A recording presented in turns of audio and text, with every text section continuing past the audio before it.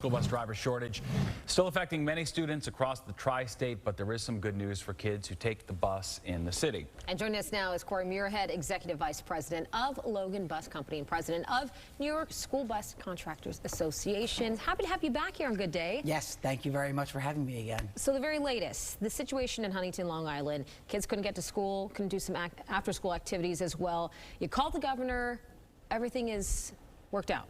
So they called us. Okay. They asked us to step in. And yeah, so I think there was a bit of miscommunication there. With the vax mandate, as long as you submit to weekly testing, and they thought that there was going to be a bigger problem than there was. And we got all the stakeholders together, and sometimes really that's all you need to do, is get everybody in the room and talk things through and talk about the creative solutions that we could come up with. So yeah, the governor's office stepped in. Obviously 5,000 kids is, that was a little bit of a scary moment for the industry and for children.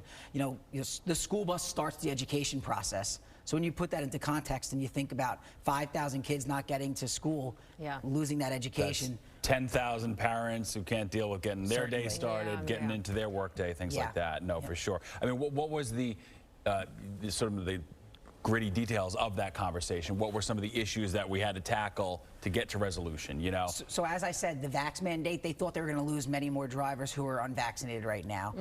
That wasn't the case. Also, doubling up on routes and trying to stagger bell times so that we can get more kids to school. Right now, I empathize with the parents and the kids who want to do athletics and want to do field trips, but we have to focus on education. Regular school, home to school right now. So staggering those bell times, making sure that every child gets picked up to get an education is the primary and should be the only focus right now.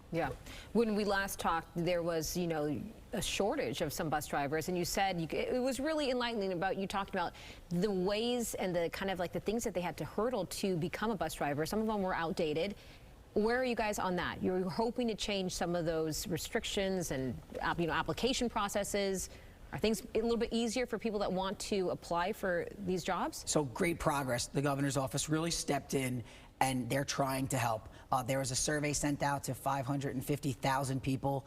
There's a few thousand responses already. That list was sent out to all private and public bus contractors with emails and phone numbers to call these people to come back to work. So they took swift action in getting us a pool of new applicants, which was great. They also loosened some regulatory things that were like they were crazy. Like they had to go change their own engine or something. Like they were antiquated. Crazy. So that hasn't changed yet, actually, and we're far along away from getting the things that are really going to make this efficient. But they did make some of the low-hanging fruit was taken care of. To do the 14 days between a driver to road test and the certification process, we eliminated that 14 days so that you can get right on the road and take that road test. That was important because scheduling the road test takes some time. And that's one of the things that we're still doing right now is third-party testing. It happens in New Jersey and Pennsylvania, but not in New York. That could eliminate a month of getting that driver on the road. So we're still a long ways away, but we're very happy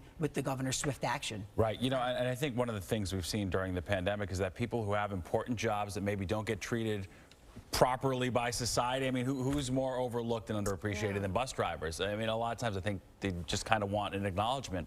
What we do is important, I thank you for saying that because, the school bus driver is seen by the state as an essential worker, but I don't think it's seen by the public as an essential worker. Now, I don't think that'll ever be the case. Certainly so. When they're not there, they certainly are essential. All of a sudden, the parents pay attention. Of course. It's true, right? Their reliability has almost, allowed them to be sort of overlooked in a way, So where are you at right now then as we step into the school year? Where are you seeing areas that need to be addressed or where are you seeing the progress at? Just give us kind of a big picture of how So the regulatory still needs to be fixed. There are still so many things that we can do to streamline this, to make it more efficient on all ends, from the city and state. So we're still there. All the stakeholders are together, like I said, with the Huntington situation. And now that we're kind of seeing what slips through the cracks, we're going to fill them and we're going to make sure that, this is the one shot we have to clean up this industry, to make it as easy and streamlined and efficient as possible. So we're doing it and we're getting there. I just ask everybody, please, this is taking a little bit of time. I understand the driver shortage is difficult, but we'll get through it. And don't take it on the driver. Don't take it on the driver. There's bigger forces at play here. It's not the person who's behind the wheel. Thank that's you. to blame for it. All right, Corey Muirhead, we appreciate it. Thank you very much. Thank you very Thank much. you so much.